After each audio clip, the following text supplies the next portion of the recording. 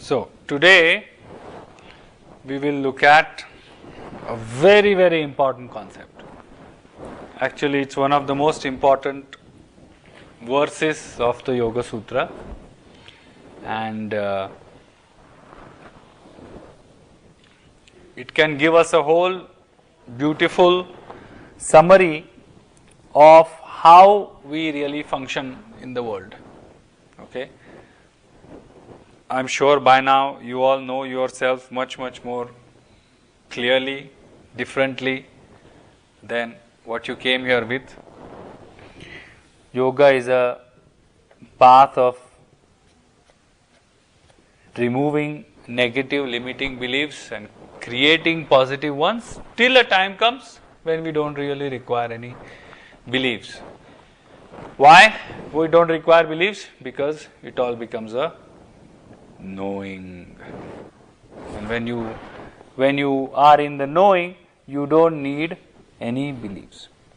So open page number 120 in your manual, please.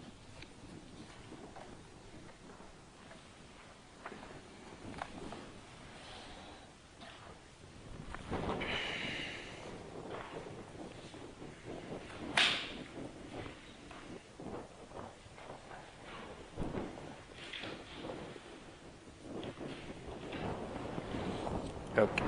So, we saw in the last 4 verses that yoga is cessation of mental ups and downs, mental fluctuations. And when we are in the mental fluctuations, we identify with anything the mind tells us we are. When we don't identify with the mental fluctuations, then we abide or reside in something called as true self. Okay? But are we in the capacity to know the true self right now? Yes, technically we are the true selves. Technically we are, as we call, love, freedom and bliss. But experientially we don't know it yet. And the whole yoga is a process of trying to experientially know that we are love, freedom and bliss. So, basically from the first 4 lines, we know about 2 different selves. Not shelves, selves. What are those 2 different selves? True self and so we can say non-true self. So we cannot understand what is true self theoretically, as they say. So what we will do is, we will try to understand the non-true self. Okay? And we know this non-true self quite a lot, in a good way.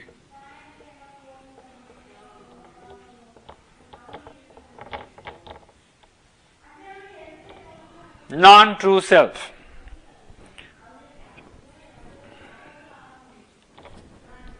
Okay, clear? We are looking at 2 things now. When the mind fluctuates, we associate with anything and everything that the mind tells us or the external ambience tells us. That we call as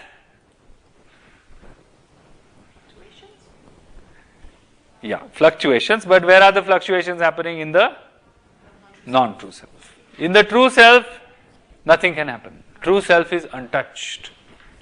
Okay? So, what creates the non-true self? Is the non-true self a reality?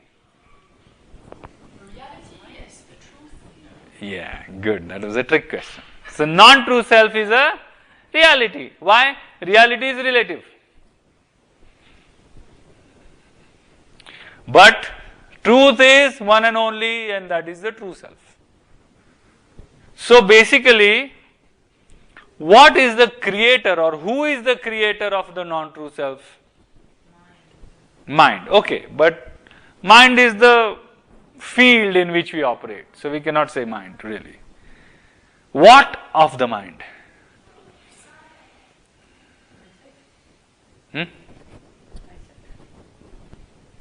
Yeah, myself will come later. Okay. According to Patanjali, what creates? That one thing that creates a separation between your true self and the not true self is called as avidya. Or many people will translate this as ignorance, but actually we'll call it as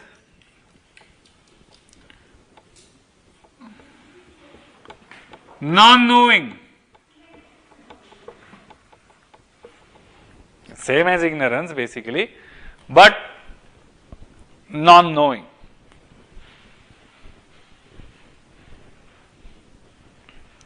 This is the first thing that creates a separation between your true self. Yes. The ignorance creates separation between true self and non-true self. So if I have to make this into a sentence, how will I say? I don't know if this is me or that is me. And when we say no, what does it mean? Theoretical knowing. What is the no? Theoretical knowing. Right now you all know your true selves. You all know your love, freedom and bliss. But yeah, sometimes we feel moments of love, freedom and bliss. But sometimes is not enough. Right? So the first thing that separates the true self from the non-true self is non-knowing. Avidya, sometimes also called as ignorance.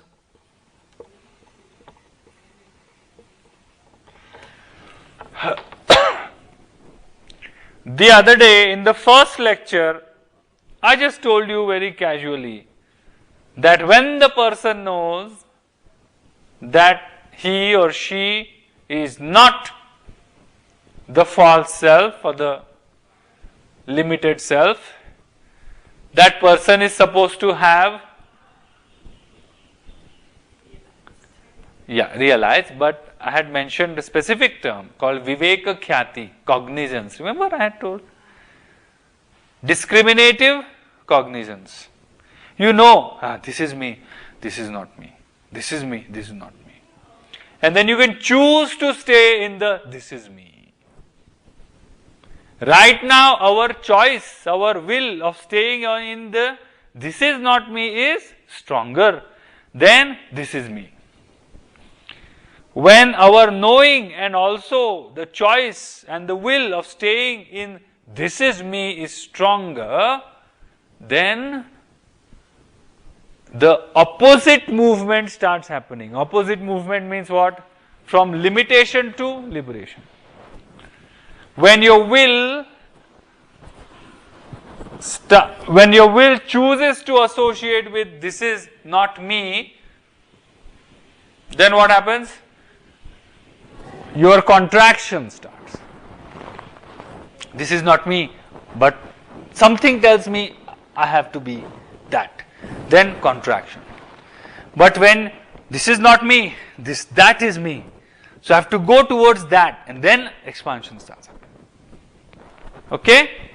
So the first division or first separation or first something that creates a separation between the true self and the false self is called as avidya or non-knowledge, ignorance.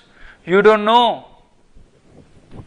When we are needy of love, when we are needy of attention, we don't know that that is not us.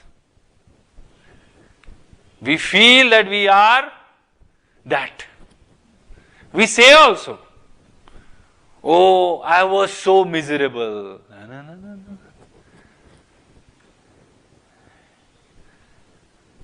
You were not miserable.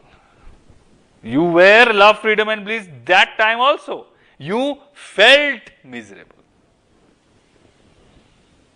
You experienced being miserable.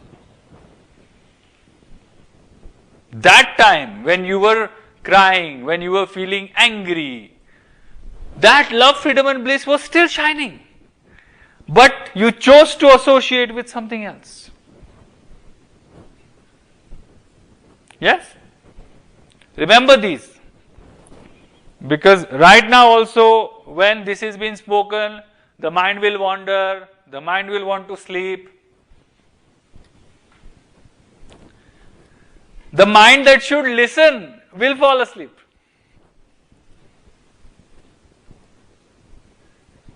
And it happens. One day, me and some of my friends decided to discuss death. I have weird friends like this, so sometimes we gather and discuss topics, especially death of parents. And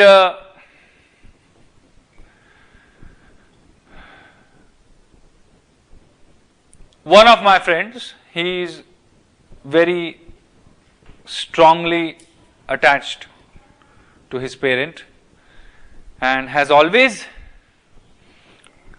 worried about the passing away of his parent. Has always worried. Whenever we talk about it, he will distract himself.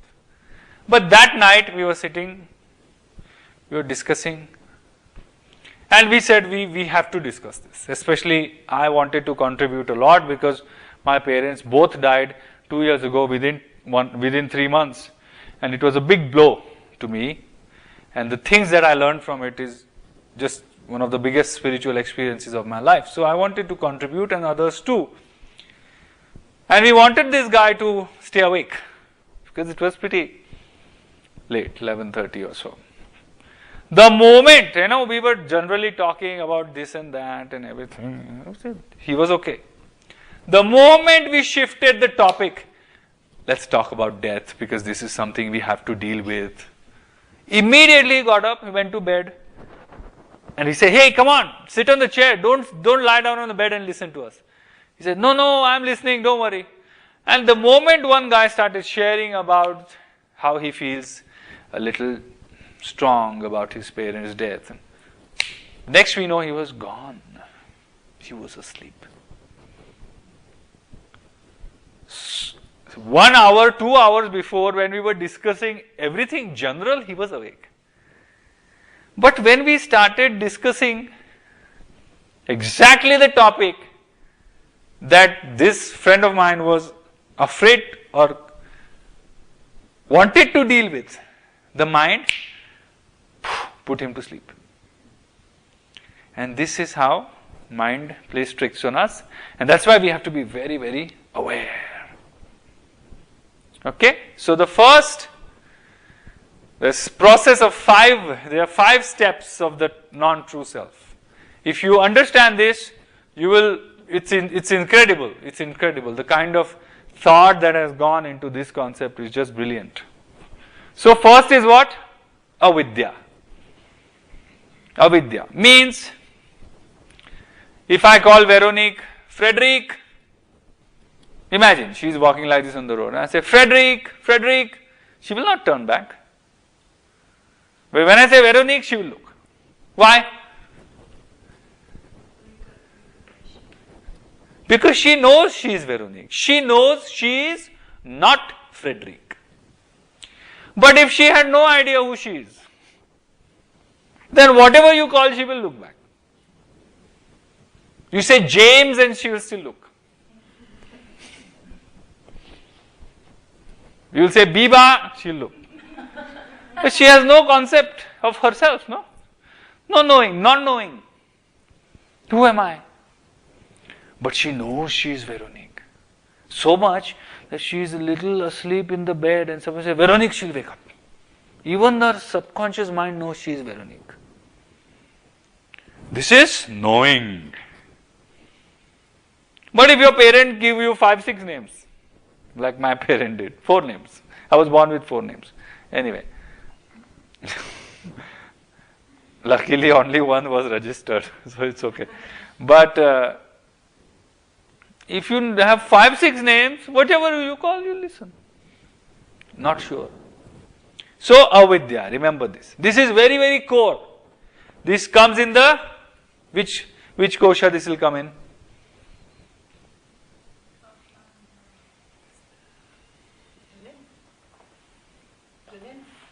Which kosha this will come in? Yeah. Some philosophies say 5, but it doesn't matter. Ideally 4. The core of limitation. Okay. Now what will happen is, please understand this. This is very important. Now what will happen is, how come it doesn't turn the mind sheet? Manomaya kosha. it's knowing, no? Manomaya is emotion. Manomaya is mind sheet. Vijnanamaya, Yes. sheet of belief. Isn't it? You believe that you know, or you cry out that you don't know. It's a belief, no? It's a core belief, core belief. In your example, Veronique believes that God exists. Yes. Correct. But before, like the Zen proverb, when she was born, I mean, unless she was registered, she was just a baby girl. Maybe in the hospital or wherever, they had a tag on her, baby number 102. But now I call her baby number 102, she will not even remember. So what this avidya does is, please understand this. The avidya creates something called as asmita, and this is where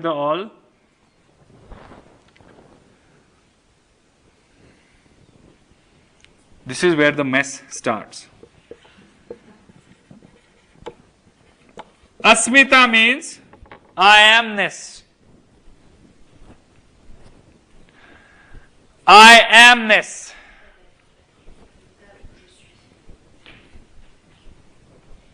Like I said, if Veronique doesn't know who she really is, means this, whatever I call her, she will agree. Isn't it? This means avidya is single and the I amnesses, asmitas, can be multiple. Single ignorance can create multiple identities. Understand this. Single ignorance. Ignorance is not multiple ignorance. Ignorance is core ignorance. I am not. So, It's the same idea that when you explain that if you are not yourself, you can be anything. yes, it's the same. So, we are elaborating on that. We are elaborating of you can be anything. We are elaborating a detail of that. Isn't it? Now, Veronique doesn't know who she is. That's one single thing. That can create rise to multiple identities. So let's look at a multiple identity of a woman. So, a woman is the daughter, mother,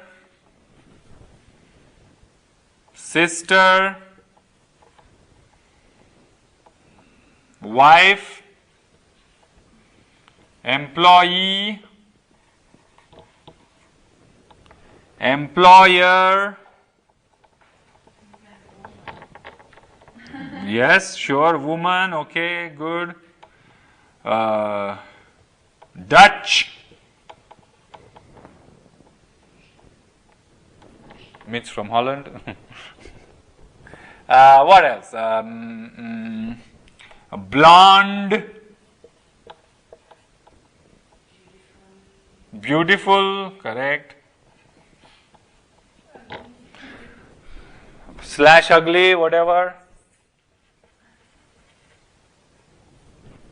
Enough.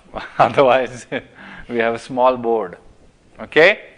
So, what happened is, when this person does not experience herself as a being, remember, being doesn't have gender. Gender is only physical. When a being, when you identify with a being completely, when you experience yourself as a being, you will not have any problem being a man or a woman. Doesn't matter, it's secondary. So what has happened here now? This person's avidya, and I'm not calling this person as a woman yet. This person's avidya has created multiple identities. And this game of identities continues on and on and on. This identity dépend dans l'extérieur. Yes. Now what means exterior? Out of what? The others call you. Yes. Ideally, yes. You are born as a woman, then you feel as a woman. But remember, like we said yesterday, now everything is exterior. Apart from your true self, everything is exterior from the philosophical point of view. Okay? So, look, this is kind of our life. We create identity and then hold on to them. Then comes the next stage, which is also a very crucial stage. And this is where we nurture the identities. So what happens here? Avidya, asmita, raga and dvesha. So third is raga, fourth is dvesha. We have to look at them together. Raga, what does your book say? What is raga? Attachment. And what does your book say? What is dvesha? Repulsion. Repulsion means don't like, wanting to stay away, disgusted about something.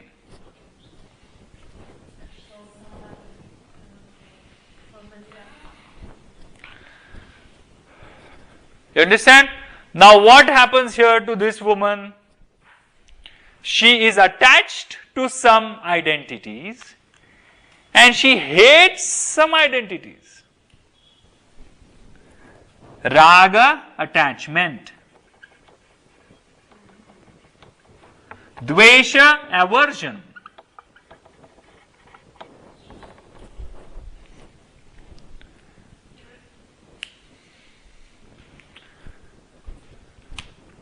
Let's look at some of these identities. Maybe this woman was not treated well as a daughter. Maybe she is one of the fourth or fifth child. So she hates being the daughter. But because she hates being a daughter, now she feels very responsible as mother. Why? Because she lives her life with this idea that I did not get a good childhood. I will give my child the best childhood. So what happened? She loves her role as a mother. She was not treated well as a daughter. She wanted attention, she did not get. She wanted security, she did not get. So she wants to compensate all that by becoming a mom. Now she is a mom of two people, two children. So what she does? She gives them too much. If somebody can give that in a nice, balanced way, great. But generally, such people who have not got enough in their own childhood will give their children a lot, too much. This is how generations continue. So, for example, if when she becomes a mother, she gives their children too much, they will become spoiled brats. Then what the children will say? The children will say, my parents never gave us freedom. So she got too much freedom. Now because of her overcompensation, her children never got enough freedom. So what will her children do? Opposite. That means they will do exactly what her parents did. This is how generations repeat.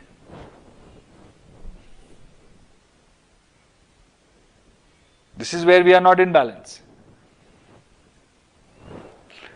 So, coming back to this point, she hates being a daughter, but she loves being a mother. Now, because she was one of the 4 children, she never got attention, so she hates being a sister. But because she always wanted to create her own individual family, because she did not like her own family, she loves being a wife. So there are some roles she loves, some roles she hates. Patanjali says attachment will make some roles strong, and aversion will also make the other roles strong. If she hates being a daughter and a sister, every time she thinks about being a daughter or a sister, her mind is putting energy in that. Actually, it's strengthening the role. It is strengthening her role. Every time she thinks how as a child she never got attention, her role as a daughter becomes stronger. She wants to run away from it, but her mind keeps reeling again and again in that. So this is how this lady will encourage both. Don't think because she is in aversion of something, she has let go of it.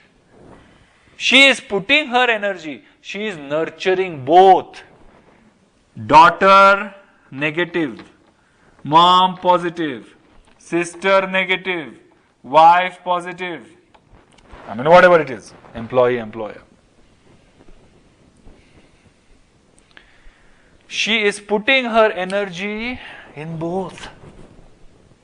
That's why Patanjali says, Sukhanushay raga, Dukkhanushay dvesha. Sukhanushay raga means whatever gives you happiness, you cling to it. I want it. Whatever gives you dukkha means suffering, you try to run away from it. But your mind is still on the thought. Huh?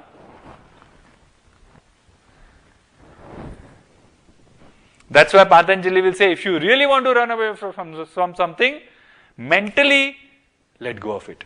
Detach.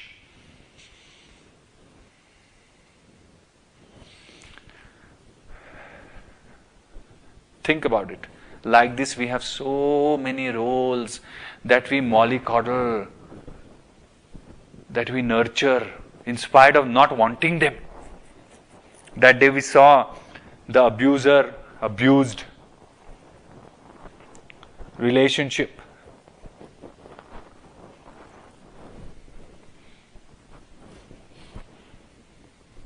Sukhanushay raga, dukkhanushay dvesha. What you like, you cling to.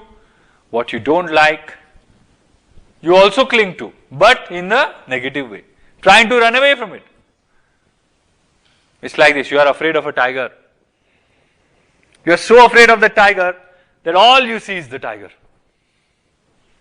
Wherever you go, a little green here and there, a little big trees here and there, the only thing you visualize is tiger coming from behind the bushes. Are you really free from the aversion? No, it's still with you.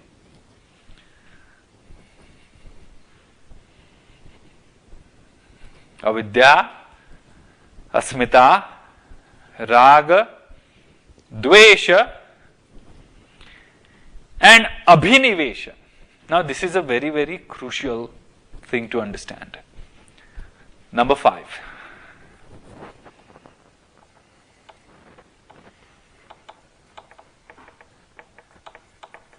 Abhinivesha means clinging. Okay, there I have written death, but actually it is clinging to life.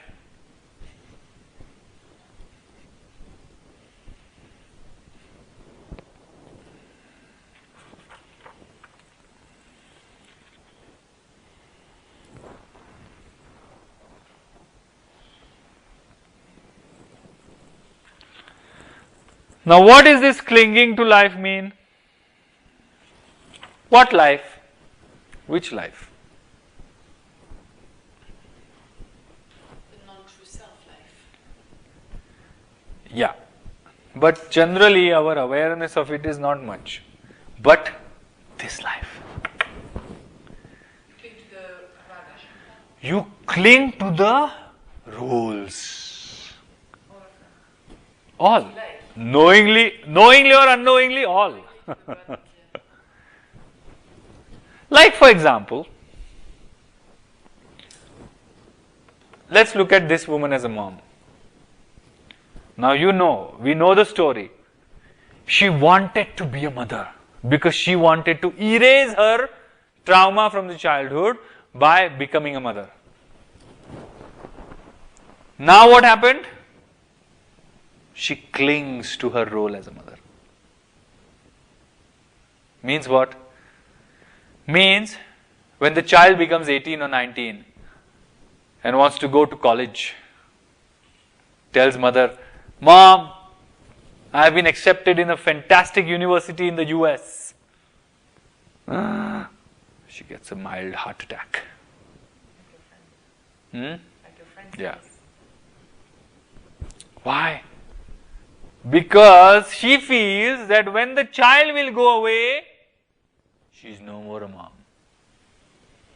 Because she associates in her mind, mother means taking care of the children, mother means sending them to school, mother means making their breakfast, mother means washing their clothes, whatever. We have our own ideas. And now she realizes if my child goes away, I'm no longer a mom. Then it becomes personal. You don't love me anymore. Or, go my child, I will suffer in silence. It's okay, go. You have to make your own life. Don't worry about your mother. Write me one mail every year and big dialogues. At least call once 10 days, every 10 days, something. She is dying a death here. So Abhinivesha means she is clinging to the rules. Clinging. And this is what we do. This is what we do. Whoever we are. We may be a blonde, we may be a yoga teacher, whoever we are. Once we like a role that we are good at, or that gives us the false sense of fulfillment, cling. And that's why it is very, very difficult to drop our roles. That's why it's very difficult to drop our roles. So sometimes you have these people who have their whole degrees written on their cards. So they'll give you a degree. And their degree will be bigger than the name.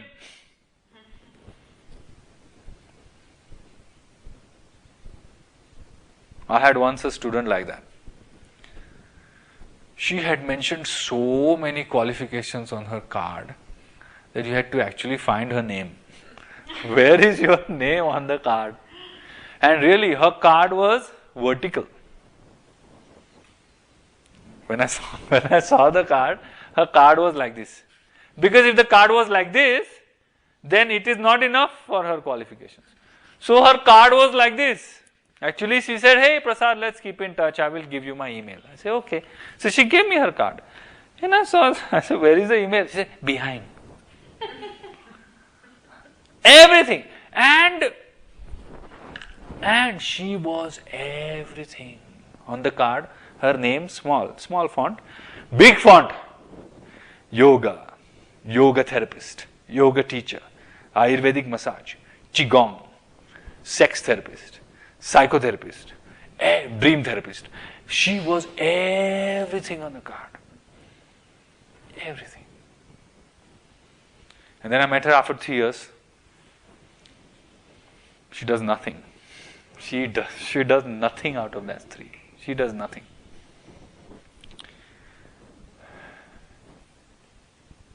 And I don't tell her, but she had so many qualifications, but she does nothing. Like when I met her, she was on the, what you call that, government money thing. Yeah, unemployment benefits.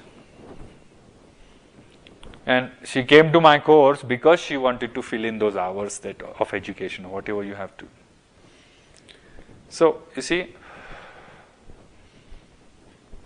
Abhinivesha means that. I'm a yoga teacher. I walk in as a yoga teacher to a party. And when somebody says, hello, what do? You don't know me?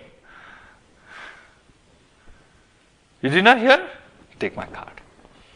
Or before, hello.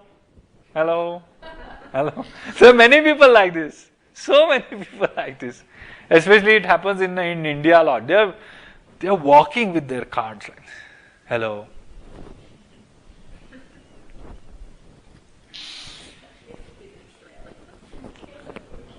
Yeah. So we cling to these identities. And in actuality, we are none of these identities. So I am not saying drop all the identities. What I am saying is, know that you are just playing a role. And when not needed, get out. When not needed, the whole world knows you are a yoga teacher, but you don't have to be a yoga teacher 24 hours a day. Will you sleep as a yoga teacher? No. You sleep as you. You will not sleep in a Trikonasana.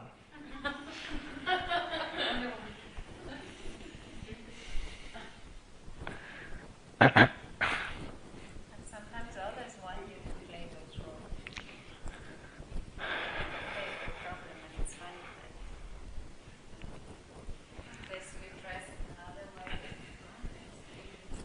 Yeah, but see, if the others want you to play the roles, then it all depends on your clarity, and that's why this is all happening in your mind. Others are not telling you this. These are your games. I told you that day, no? Somebody wanted me to grow beard. Did I tell you? Like, Prasad, why don't you, your lectures are good.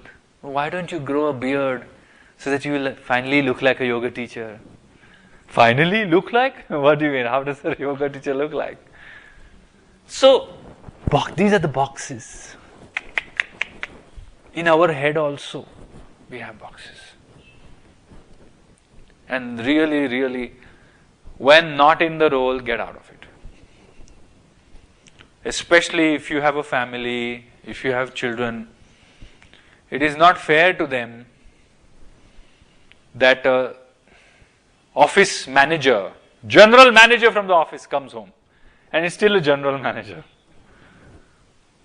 If you're working in an office, if you're leading a sales team of 200 people, and you're working with the sales team the whole day for 10 hours, and then you come home and you behave with your children like they're part of your sales team. Hey, come here. Come on to the whiteboard. What did you do today? Will you do this study? When will you complete these lessons? I want to check. I want to review. Come on. You're a sales head of a company in the office. When you come home, be a father. Same way. When you go to the office, don't be father.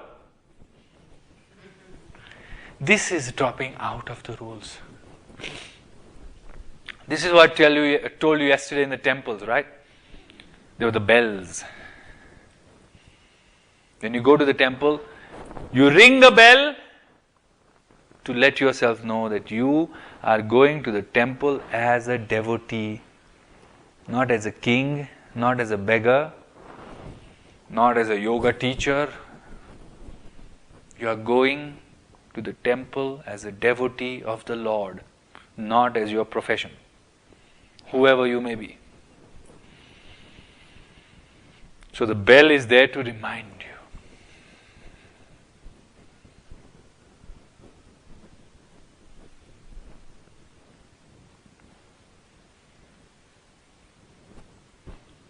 So, a small assignment for us today.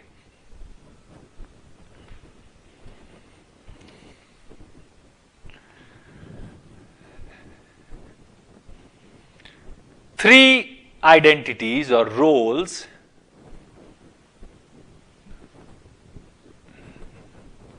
that I am attached to.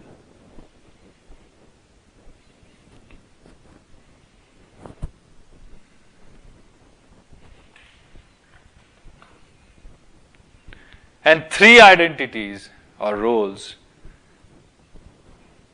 that I don't like.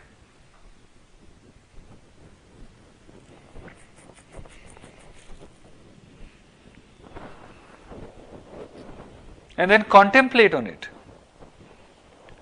I like these roles to play. Do I go out of my way to maintain these identities?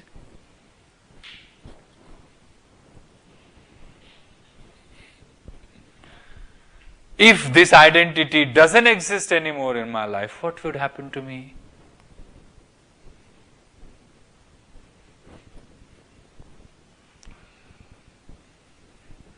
So if Benz is a teacher in a school, and teachers have a lot of respect, so he is known as a teacher here and there in his town and here and there, and people, whenever he goes to the market, there are small children saying, "Hey teacher, that's my teacher."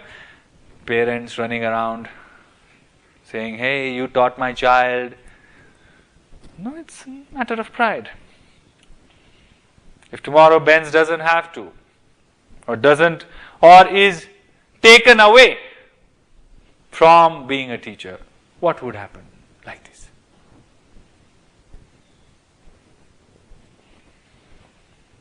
And imagine, put yourself in that situation and imagine. That's the second chakra thing. You create roles and you nurture them and you identified so much with them that if tomorrow something off and on happens with those roles, directly you think it is happening to you.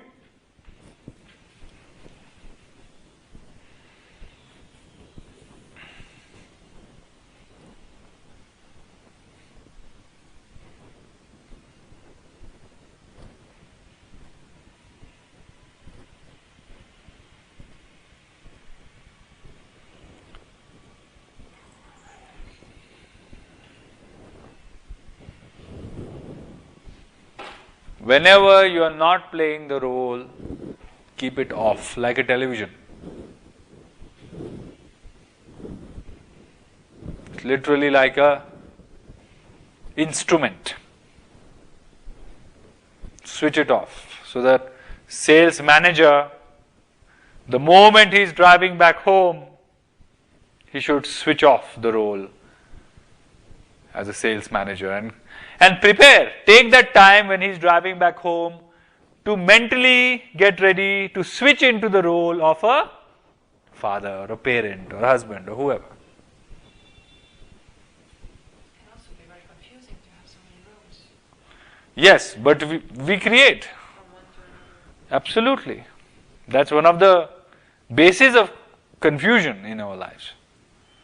It happens a lot to many intelligent people. Like there are so many intelligent people who are really intelligent, blessed with intelligence. So when they are growing up, if somebody asks you, what do you want to be when you grow up? They are confused because for them everything is easy. You take math, they are class topper. They take physics as a subject, it's easy for them. They go for drawing, easy. Everything is easy. For a less intelligent child, no, oh, I can't handle math, I can't do physics, I can't do chemistry, I'll settle with biology. Biology is also difficult, I will go for art, I will go to art school. I'm not saying art people are less intelligent, but creatively, or somebody who believes he is creative. Like many times it happens in the families. Oh, he's my younger son, he's not as intelligent as his sister, but he's creative. It happens. He's not as intelligent as, the parents will introduce like that. And the child is looking, excuse me, just tell my name and let me go. Why do you want to grade me? So the child hears that every time. Oh, he's not as intelligent as his sister. And he starts believing he's not intelligent.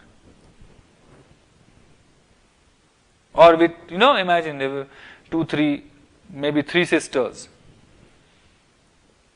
One is, it happens a lot in India. 2 girls fair. Indians give a lot of weight to fair skin. And the third girl is a little brownish complexion. Oof, gone. The parents will say, she's my daughter. Yeah, she doesn't look like the first 2 children. She's not so fair like her sisters, but it's okay. Every time. Why do you think fairness creams sell so much in India? It's one of the biggest markets for fairness cream. Bleaching. Yeah. Yes. Fair skin. Fair means like whitish complexion. Yeah.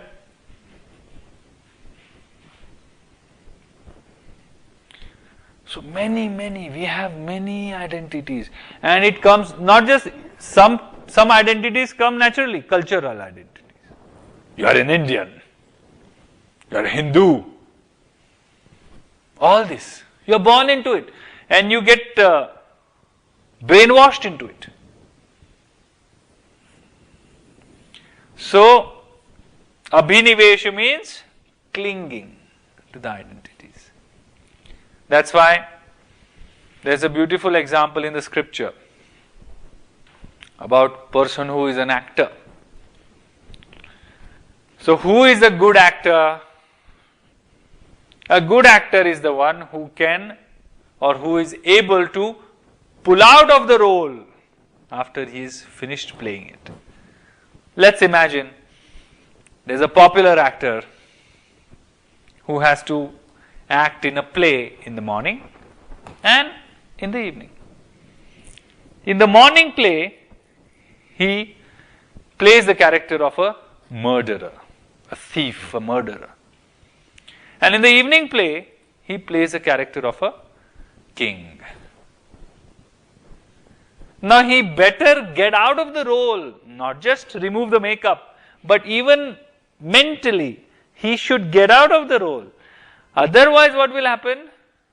When he plays the king, he will give expressions of a murderer or a thief. So you will have on the stage a thief, a king behaving like a thief on the stage. Hiding, defensive. A king doesn't have to behave like that. So what the scriptures say?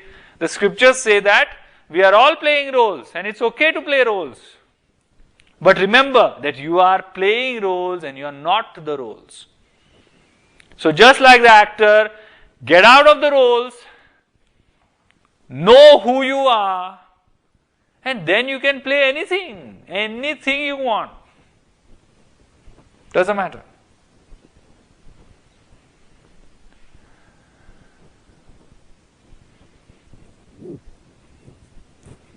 And that's why I keep repeating, Keep your life simple.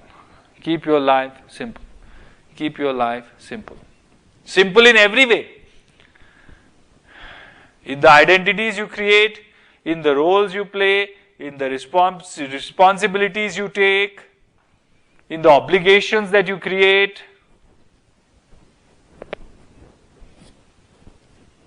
In your judgment of self, in your judgment of others. Keep your life simple.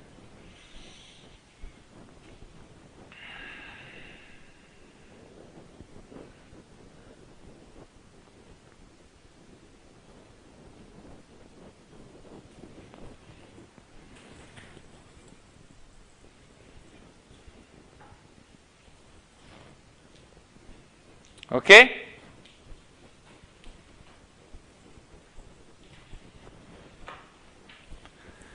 And when the mind is not in its true self, you are basically divided by all these things. All these.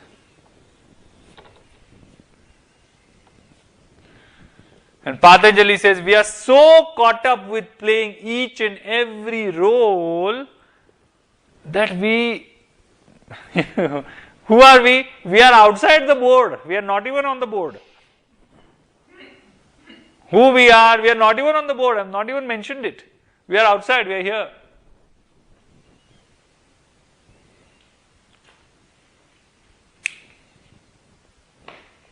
So if we are so caught up with playing this, then it's challenging for us to realize that. But nevertheless, possible. And that's why it should be moment to moment, gradual movement towards the true self. Avidya, asmita, raga, dvesha, abhinivesha. Today in our ceremony, what have you got? You have got another identity. But this identity has been given to you to be stable. This identity, the name, the ceremony, all of you looking beautiful, enjoying the ceremony, getting the names, getting the Rudraksha bead. The whole idea is to create another identity which is positive and liberating in nature.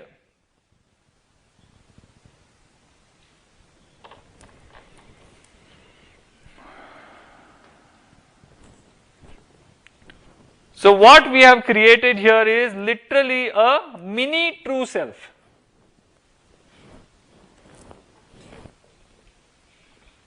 Mini not in size, but mini in.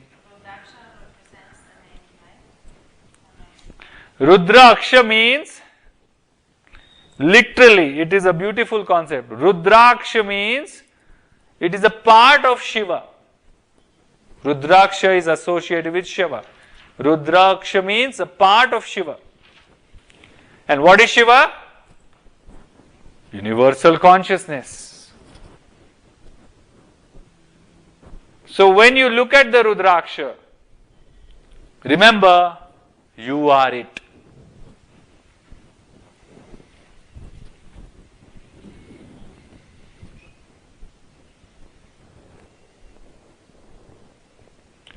Because your identification of this will be easier than that.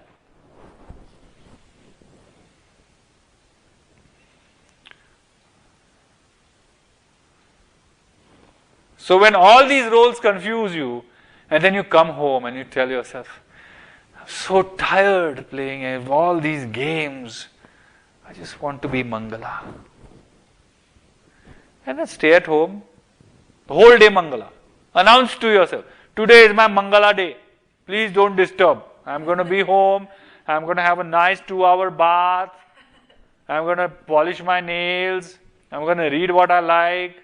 Switch off my phone. I'm going to watch a nice movie. I'm going to read nice books. I'm going to do my sadhana. I'm going to nurture myself. So if your limited mind is nurturing all these roles, now we have to take some effort to nurture this role. Even if you identify yourself with this role, your new name, your identity, still it is okay.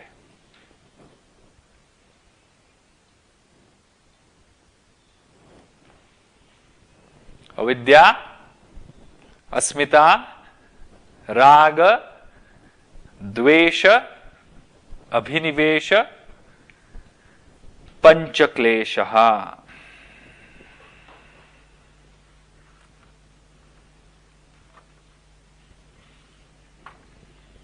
Now Patanjali doesn't stop here.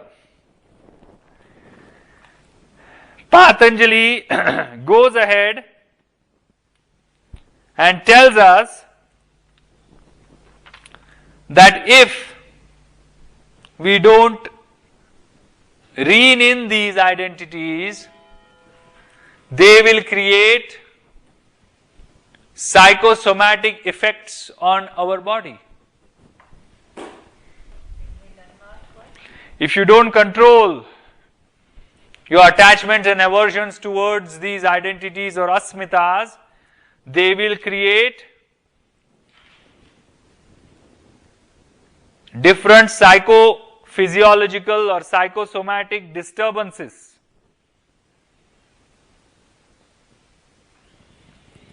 You can find this in chapter 1,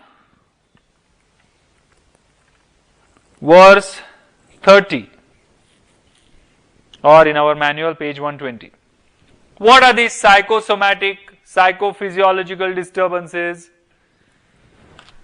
They are known as Vyadhi, Sthyana, Samshaya, Pramada, Alasya, Avirati, Bhranti Darshana, Alabdha Bhumikatva, Anavasthitatva, Chikta Vikshepate Antarayaha. What are they? Vyadhi. What is Vyadhi? Sickness. Physical sickness. What is Sthyana? Sthyana means mental laziness. And you will see why it is a mental laziness. Samshaya, doubt. Underline this. This is very, very important. You see, this is a self-doubt. So what is Patanjali saying? That doubt is created by the amount of identities. Oh, I have never been a yoga teacher. Will I ever be a yoga teacher? How did this doubt came? Because you had doubts of other previous identities as well. I have always been a teacher. I don't know if I can be a yoga teacher. It is so new to me. Doubt. Why doubt? Because upstairs there is a primal ignorance. Vyadhi, Sthyana, Pramada. Vyadhi, Sthyana, Samshaya. Pramada means lack of enthusiasm. Lack of enthusiasm. And people who have been in doubt in their lives, they will know this lack of enthusiasm. Because somewhere doubt creates lack of enthusiasm. You don't want to do anything. Because a doubtful mind is always afraid of venturing forward and doing something about it.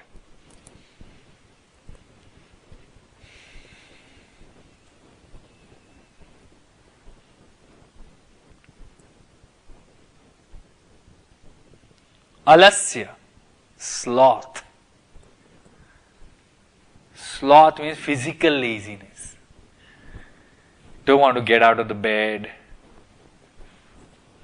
eat chips, play video games, all these things. Why? Going out will mean facing reality. So, let's not go out. Let's stay in. Let's play video games. That's why video games there are many video game addicts, no? What happens with video game addiction? The outer reality, which is not even really the truth, the reality is too difficult to face. So then they will choose a video game that fits their idea of reality and win. That's why many video game experts, world record holders of video games are recluse. Recluse. They'll be like the, what do you call that term? Hackers. Reclusive. They like the world that they see in front of them on the screen. They will play games. They will select the games they are good at. They will win it. And that winning of a video game makes them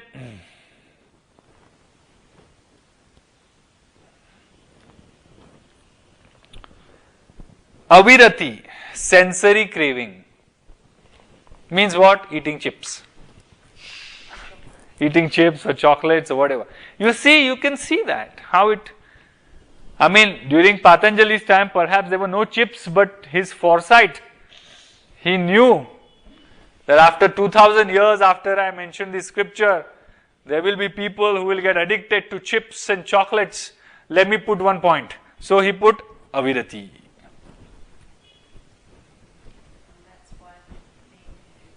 Look, we can see that. Sensory craving, mental laziness. Sensory craving, lack of enthusiasm. And we saw also neurologically, right? We saw the nucleus accumbens, VTA. How the VTA produces dopamine. Serotonin goes low. And then addiction, dopamine junkies. Bhranti darshana is very, very, very interesting and happens very, very surreptitiously, means underlining. And that is repeated false perceptions. Repeated false perceptions. The mind creates such realities that don't even exist, that may not even exist, that may never exist. But the mind just creates these realities. Yeah, then we fight with it. Yeah. Whole reality TV in the mind. Don't have to watch it.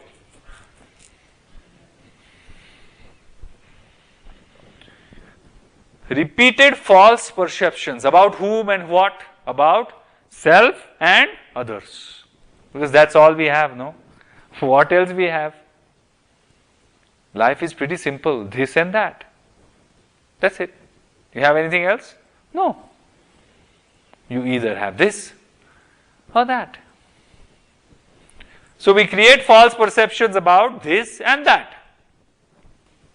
Next, alabdha bhumikatva, which I have called as guilt.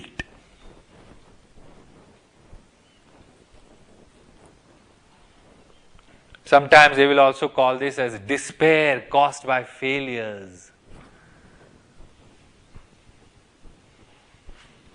Alabdha bhumikatva. Despair caused by failures or guilt.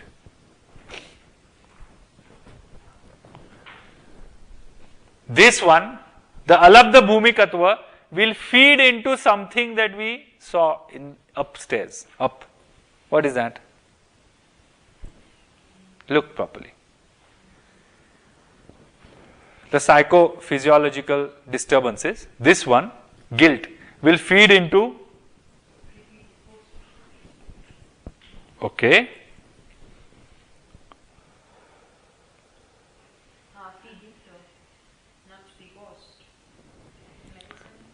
Doubt.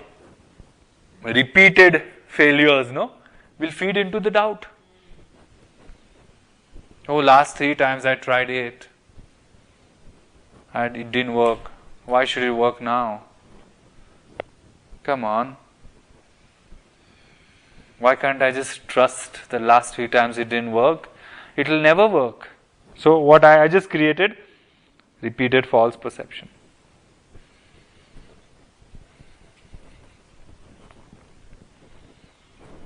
And the last one, anavasthitatva, unsteadiness in concentration.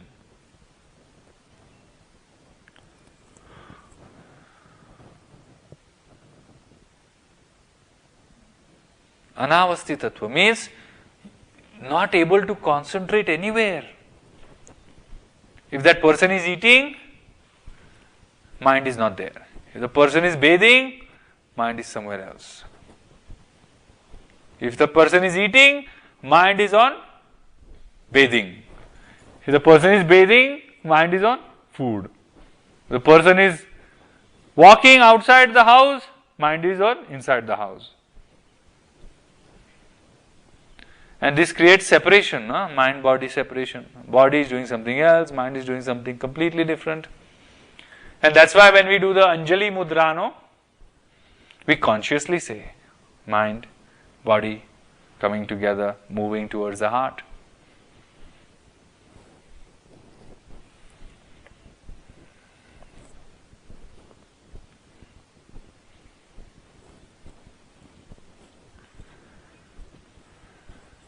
Now, Patanjali doesn't stop at this because he is a very, very wise psychoanalyst. So Patanjali says, these 9 that I mentioned are just psychophysiological disturbances, but there is something called as body also. So he mentions 5 more on gross level. So what are 5 more disturbances? Number 1, dukkha, stress or distress. Physical distress. Suffering, you can also call it suffering.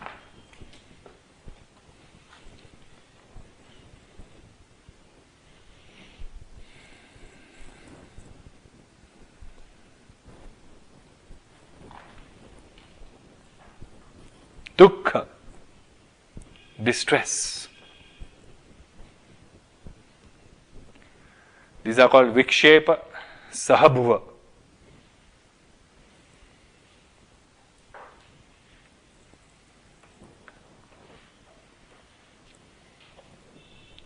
Daurmanasya means depression.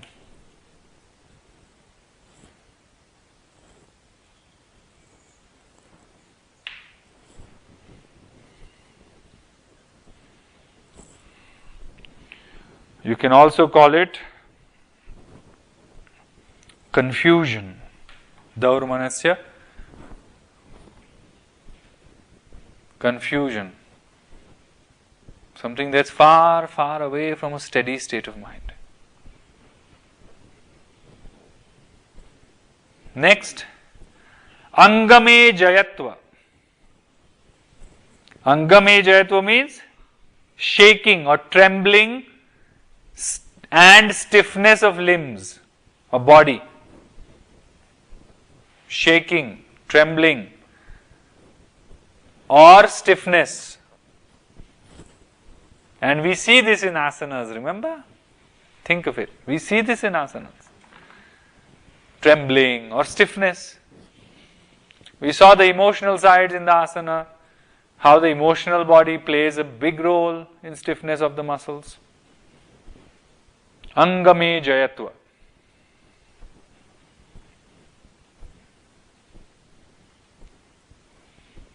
And the last, Shwasa prashwasa. Shwasa prashwasa means unsteadiness of breathing.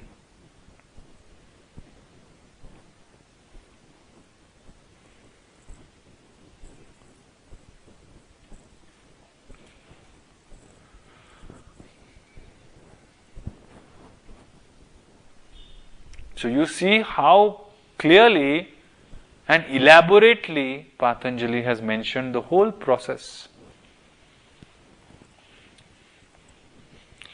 All the way till the physical body. All the way till the physical body, he has mentioned everything. And what is the primal cause of all this? Back up, avidya. That's why, what is our definition of yoga? Yoga is a moksha shastra, not just asana. Because asana will take care of only angame jayatva and swasa praswasa, the last two that we discussed. But if we have a bigger orientation towards yoga itself, then we will work on ourselves till a time we are face to face with only one thing. I know that I don't know. Everything else is just a part of my ignorance.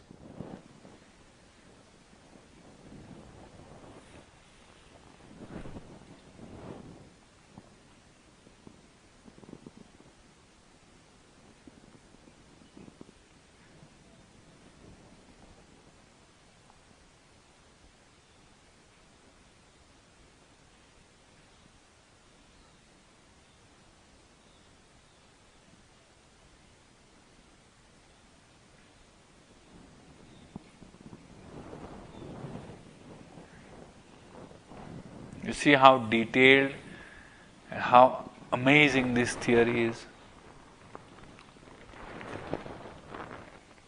And it's not just a theory, remember, this is Patanjali Maharishi's realization.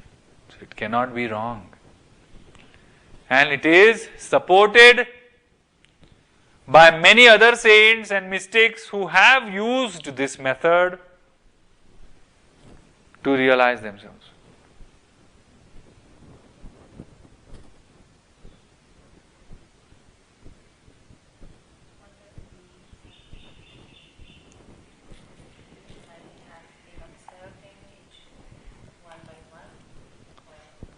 Means, do you identify with this that we just spoke? Have you experienced at least some or other part of what we just spoke? So, they theoretically agreed with it and they say, yes, this is exactly what I'm going through. How can I get out of it? And then they start doing something that Patanjali propagates or promotes, and that is Ashtanga Yoga. The eightfold path to liberation. Ashtanga. Remember when we discussed the name of this scripture, I told you that one of the names with which this scripture is known is also Ashtanga Yoga. So Patanjali says, follow these 8 steps or 8 limbs rather, and you will identify completely with your true self.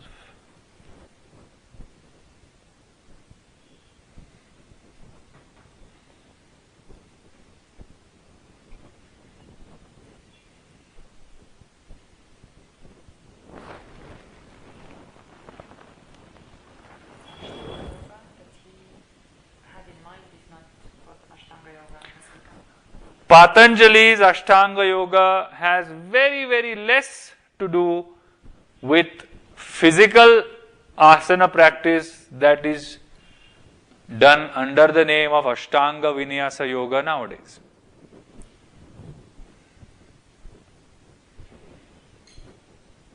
This is Ashtanga Yoga.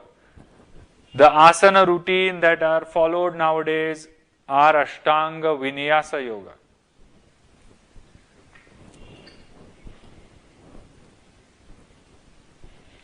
As I told you in my first lecture, Patanjali's Ashtanga Yoga is completely mental exploration. It's a psychological transformation. Yes, it mentions physicality a little bit, but only for reference. not in the sense of practice. The asana in Patanjali's Yoga Sutra is a steady state of physical posture created or taken only to lead the participant or aspirant towards deeper states of harmonized breath or prana and sense isolation and further meditative states.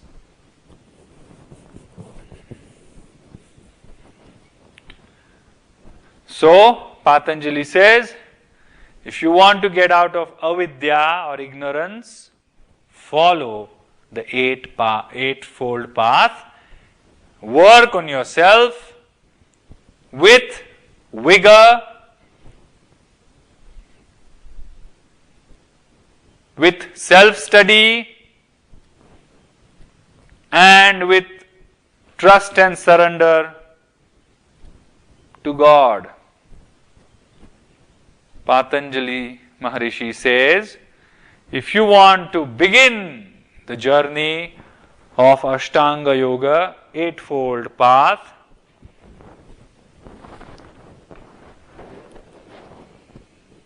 then you have to start with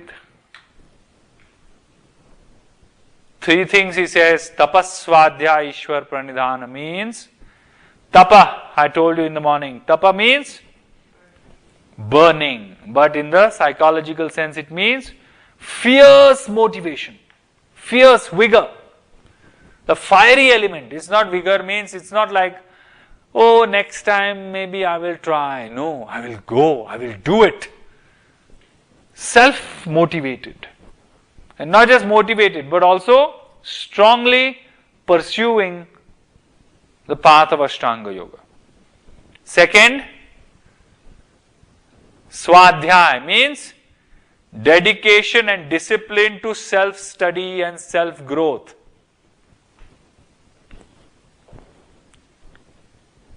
Dedication and discipline to self-study and self-growth.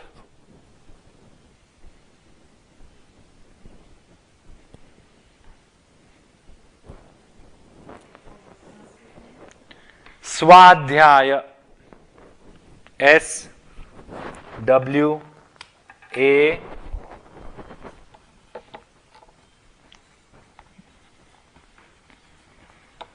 D-H-Y-A-Y-A, Swadhyaya.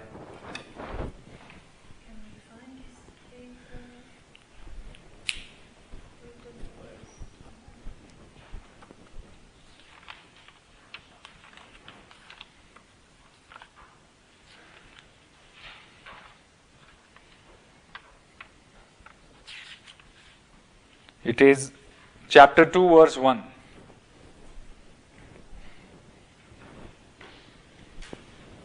Patanjali says, if you want to begin on this path of Ashtanga Yoga as preliminary steps, then be ready to burn yourself in the fire of self-motivation.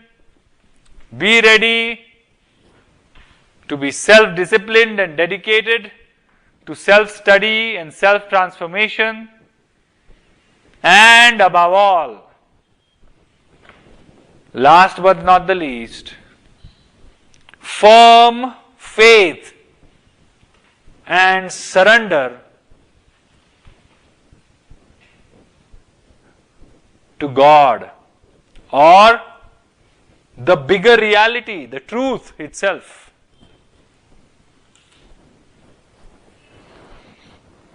So you cannot say, oh, but I don't believe in God. Doesn't matter.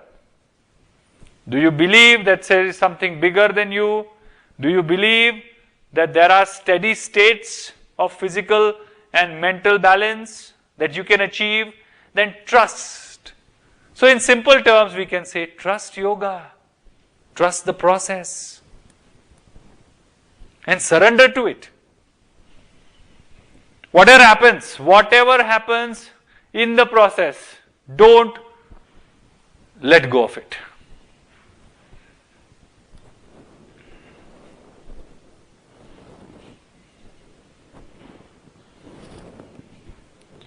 There are time comes when you want to let go of the path. You say, no, this is not what I want to do. There are time comes when you get bored. There are times when you feel defeated. If these things are happening, that means some growth is happening. I told you that day, the only way out is through. Many people say, when I talk about self-transformation, they say, yeah, but it's not easy. Of course it's not easy. And that's why Patanjali doesn't say, be motivated. He says, tapas, tapa, burning. Imagine. He has chosen to use which word? He has chosen to use this word which means burning. So that means what is he expecting from you? He's expecting fierce motivation. Burning of past karmas? Not really. He is talking about what will you bring into the picture? What can you give? Okay, fine, you want to realize yourself. Okay, fine, you want to find yourself. What are you ready to give? What are you ready to give? Resilience, tapa, swadhyay, discipline, and Ishwar pranidhana means faith. Faith in something bigger.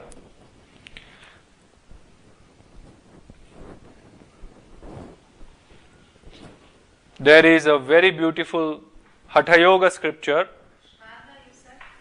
Swadhyaya and Ishwar Pranidhana. If you want the spelling, look at your textbook, chapter 2, verse 1.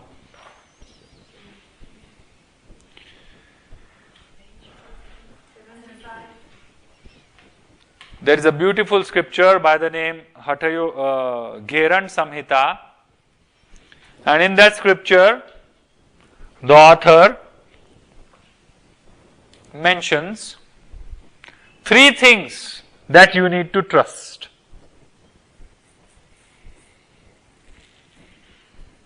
And I really find that as a good reference, because usually when everybody says trust is important, nobody says what to trust. So what to trust? 3 things. Number 1, yoga.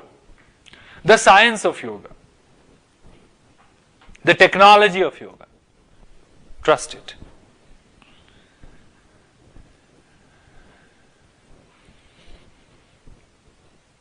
It's like you go to the doctor but you don't trust the whole healing process.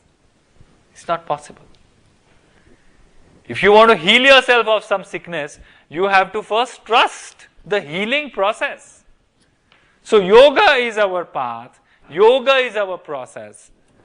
So trust it. Now intellectually you may not agree. No, why should I trust? I am doing yoga since only 2 years. Then look at the satisfied customers from the past. Like they give testimonials, no? In the websites and all. I tried his class. He is amazing teacher. So people read 4-5 testimonials and gather the courage to go for the class. Same way,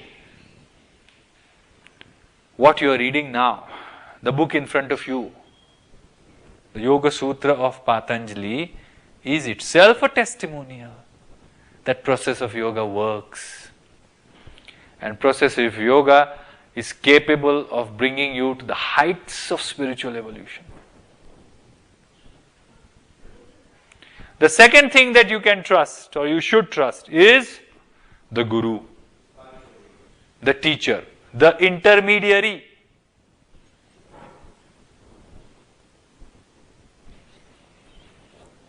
Now, as I told you before, that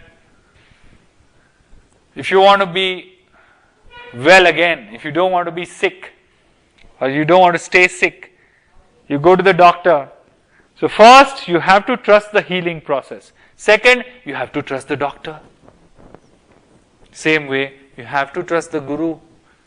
And that's why in one of the points that we have in our manual, yoga insists on a guru-disciple or a student-teacher relationship. Yoga is not a do-it-yourself science. You know, the do-it-yourself part, you can do till the third kosha, Manomaya kosha. You can do asanas, watching a DVD, you can do pranayam by reading books, you can manage your emotions also. But the source of the emotion, you will never understand. You yourself, as a student, as a seeker, would never understand. As the scripture says, a blind cannot lead a blind. The Bible says. Bible says a blind cannot lead a blind. If a blind leads a blind, what happens? They fall into a ditch. Both of them gone. And that's why Guru is essential, and not just Guru is essential, you need to trust the Guru. The student becomes like a child of the Guru, literally like a child. In that bond of Guru-disciple, there's a beautiful relationship of father or mother or a parent and child.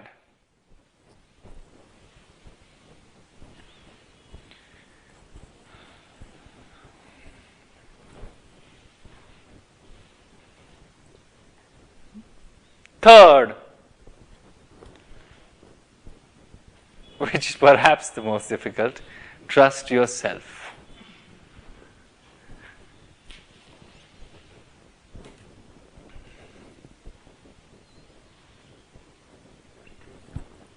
No, trust yourself. Your true self, the point number one itself is that true self. Something big. Trust your limited self also. Trust your own motivation. Trust your own discipline, determination. Now, whichever is easy, start with that first. So many people will say, no, I don't want to trust any third person. I don't know this guru-disciple relationship. I don't like my teachers. I will trust myself. Okay, that's fine. Somebody may say, I don't believe in this God and bigger thing and all that. Neither do I trust myself. But I am a good follower. So I will trust the teacher. Somebody will say, I don't know myself. How can I trust myself? Why should I trust somebody else? Teacher, whoever it may be. But I believe in God. So trust that. Whichever is easy for you, start with that. So, if we want to go and grow on the path of Ashtanga Yoga, we need to primarily know how to have fierce motivation and keep it, not just start with it for 1 month and go. Second, a definite commitment towards self-study. And nowadays we have so many avenues of self-study, so many books, so many videos, YouTubes, websites. If you want to gather information, knowledge, it's at your fingertips, literally. 30 years ago, you had to go to a library to find a proper book. Now, you just type and bang, it's there. And last but not the least, trusting the bigger picture. Ishwar Pranidhana. Trusting something bigger than you. That is not against you, but that is working for you. That is working with you. That is working to bring you towards yourself. Okay? So we'll end now, and tomorrow we will see the 8 limbs or Ashta Anga of the path of Ashtanga. And we will understand in brief, each of those 8 limbs.